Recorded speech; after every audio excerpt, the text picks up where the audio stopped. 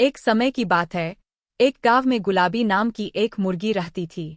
गुलाबी गांव के अन्य मुर्गियों से बहुत अलग थी। वह बहुत मेहनती और समझदार थी और हमेशा कुछ नया करने की कोशिश करती थी। उसके पास एक छोटा सा घर था जहां वह अपने बच्चों के साथ रहती थी। गुलाबी को हर सुबह जल्दी उठने की आदत थी। वह खेत में जाकर ताजे अनाज और कीड़े इकट्ठा करती थी ताकि उसके बच्चे अच्छे से खा सकें। गांव के सभी मुर्गियां और मुर्गे उसकी मेहनत और उसके बच्चों की अच्छी परवरिश की तारीफ करते थे। एक दिन गांव में एक बड़ा त्योहार आने वाला था।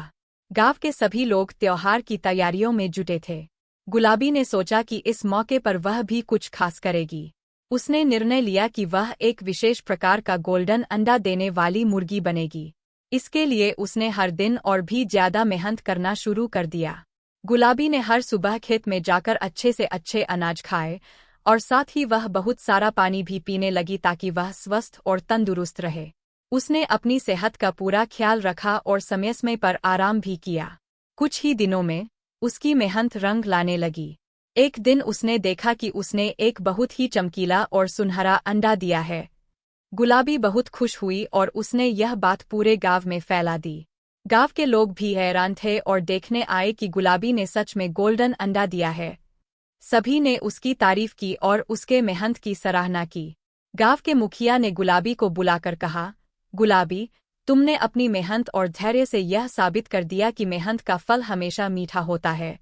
इस गोल्डन अंडे को हम त्योहार पर गांव के मंदिर में चढ़ाएंगे। तुम्हारे इस अंडे से हमें आशीर्वाद मिलेगा। गुलाबी को अपनी मेहनत का फल मिल चुका था और वह बहुत खुश थी।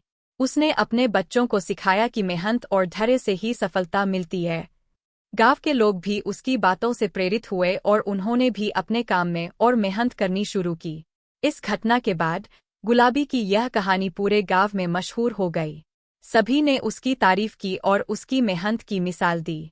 गुलाबी ने अपनी मेहनत और धैर्य से न सिर्फ अपने लिए बल्कि पूरे गांव के लिए एक नई मिसाल कायम की।